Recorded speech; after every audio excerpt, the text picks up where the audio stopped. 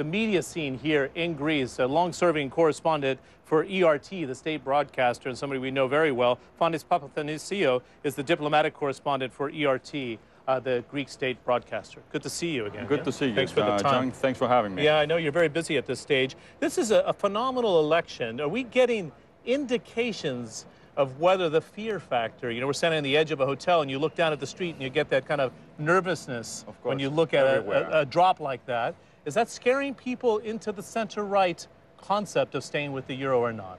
Listen, the question is euro or drachma, but the fear and the international pressure makes it more complicated. Greeks live under the memorandum now for 2.5 years. That brought misery in their lives, this last pensions, wages, so they see no hope. So they question and say, what if don't have the memorandum and go back to drachma? Is it going to be clear, the memorandum of austerity and reform? Yeah. Mr. Papandreou signed on to it. He's taken a huge amount of heat for putting the Greeks in this sort of difficult position. Syriza is talking about tearing it up. So what Greeks say is that the memorandum brought misery in our lives. We are hopeless. If you walk in Athens, you're going to find homeless. You will hear in the news people commit suicide under the pressure every day. Unheard of in this society before. Yeah. A fair comment. Yeah. So they say, and the question is, what if you're going back to drachma? Is it going to be any worse? Because with the memorandum, they think that the life is going to get worse, even worse by month by month. So they say, what if you go back to drachma? Is it going to be any better? Is this going to put a final end to this misery? Because what Greeks say is that let's put a final end to this misery. Let's put a final end, and let's put a bottom in the barrel, as they say.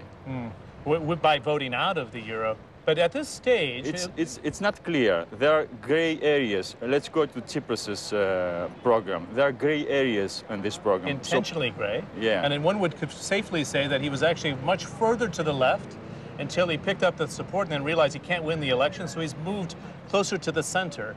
But is he truly a centrist politician or one that could be on the center left or not? It's a big question. So he pledges to restore wages and pensions.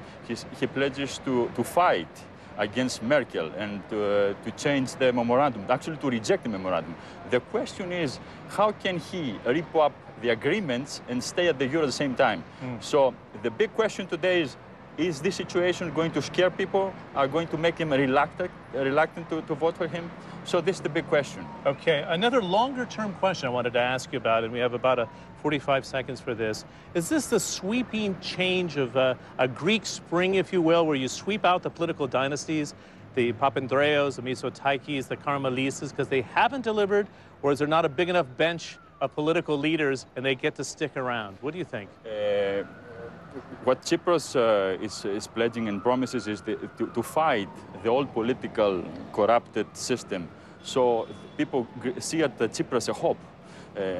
We don't know if this is over or not, but people, I think, here live a déjà vu with Tsipras. We lived we lived here in Greece with Papandreou in the 80s.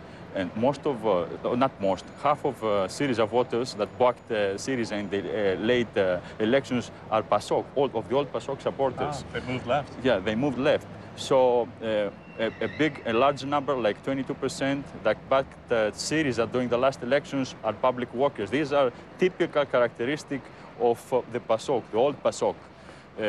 And at the same time, we have the dissolution of PASOK. PASOK, as you mentioned, had 41%. Yeah. Now he's going to fight to stay up in 10, 11%. If it's lucky. Yeah. Good to see you. Yeah, thanks a lot for the analysis as well. That's, once again, Fonis Papathanassiou of ERT Television, the diplomatic correspondent. Well, as Fonis was bringing it up during our interview here, the Greek society has changed radically over the last 5 years of recession.